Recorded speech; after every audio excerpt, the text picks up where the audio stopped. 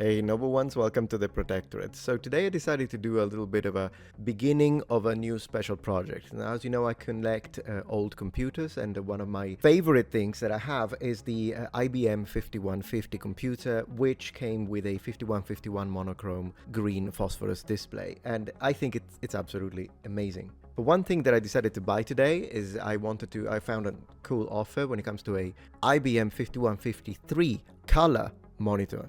And so what we're going to do is that we're going to wait for it to arrive.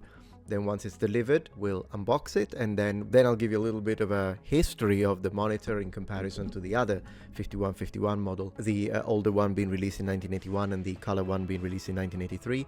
And then we'll try and connect it, but to be honest, I have two IBM computers. One I know doesn't work. It has a problem with the RAM inside. I still haven't had a chance to look into it. And the other one does work, but I'm not sure if it has the correct graphic card. So we could try and connect it, but I sort of doubt it will work today. But you know, this is just the beginning of an adventure, I suppose, of a project.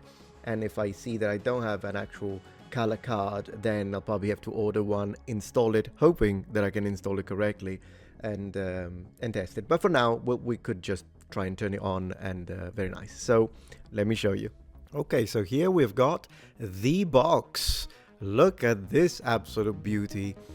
Well, actually, I see some damage, so let me just document that very quickly just in case. I'm really hoping that the monitor is in one piece, because this would be a very short episode, let me tell you that much. Anyways, I'm gonna open it now, and inside the box we have got a box of cereal and another box. So here we are. So you don't have to... Oh my gosh, it's a lot of peanuts. I've never seen so many peanuts in my life. Yeah, look at this, peanuts. I'm actually enjoying this. Anyways, so here it is, and it's in one piece. I'm actually very happy cosmetically. I think the conditions are great. The seal is not broken. And here is where I'm going to install it. So as you can see, I've got a bunch of very nice, beautiful working computers here. And so we've got an Amiga 500 on the right, then we've got an IBM 5150 and an IBM 5150 on its left without a monitor, which is, of course, going to be where I'm going to place the new monitor. Now, the monitor that you see here is a 5151, so it's a monochrome monitor, and it's the one that was released in 1981. But what I'm going to do now, I'm going to move it to the left, and I'm going to place the new monitor right next to it. And first, let's have a look at the back. So we see that there is a cable, and that is... And in fact, it's missing the power cable on the left, but luckily I do have another one. And on the right, gosh, this is rusty, the 9-pin connector. Interestingly enough, the other monitor, they are both directly connected differently to the back, but whatever. Anyways, as I say, I do have, luckily, the correct type of power cable, so we can test it to see if it works or it turns on at least.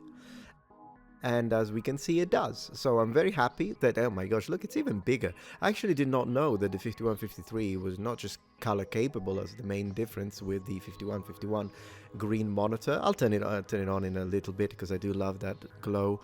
But yeah, even with the lights off, just to see if that helps a little bit with the weird... It's going all over the place, but it's simply because it's a CRT. But I don't see all of that weird flickering, if you will.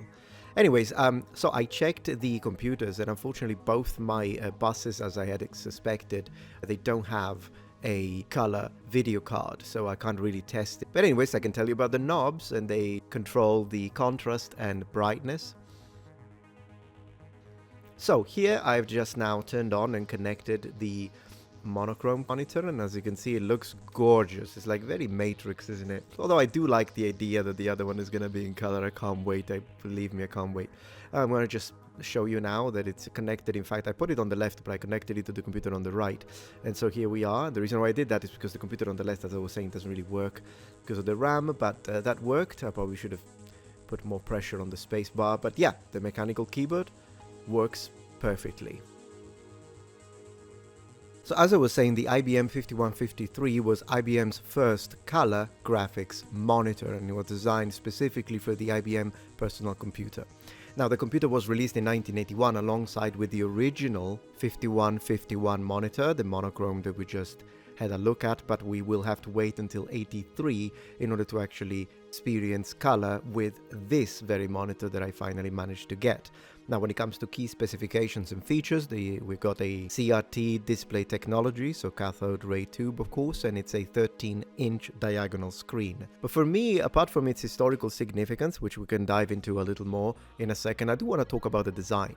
Because in fact, it features the classic beige cream color scheme with a sturdy boxy design, which was very typical of the 1980s. In fact, the early 1980s, should I specify. It kind of looks a little bit like a microwave, if you will, but more futuristic and with a slight of alien into it. This monitor was important because it brought color graphics to the IBM PC platform, which was revolutionary for business and home computing at the time.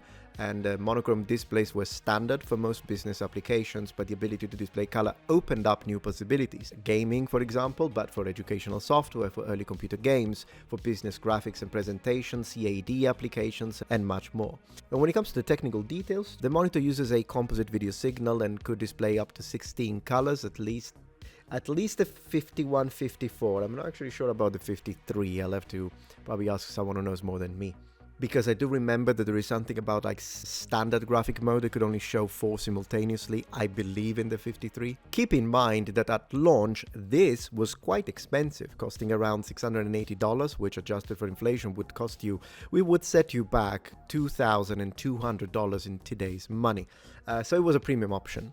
And many users initially passed over in favor of cheaper monochrome monitors, also because at the end of the day, even though it's very nice to see colors, of course, when it comes to mostly using this and operating it for business applications and spreadsheets and whatnot, then in fact the monochrome not only was the cheaper option because it only offered either a glowy green or an amber, but it also offered excellent sharpness and precision, which is one of the reasons why Apple will initially go for black and white, because it favored sharpness for text-based applications over the colors, which instead would do really well for graphics and games. Okay, so a little bit of an introduction to this project. I hope that you enjoyed looking at the old school machines and computers, and that you're interested in the history of these fascinating, prehistoric almost monitors, displays, and CRT. Anyways, we'll have another episode once I get it to work and hopefully order the graphic card. But for now, thank you very much for watching. If you're enjoying this video so far, please take a moment to check out my Patreon page. With as little as a $5 support, you can help us ensure that we can continue to produce high quality and high researched content. And at the same time, you get access to polls, extra videos, unlisted streams, and much more. Thank you so much.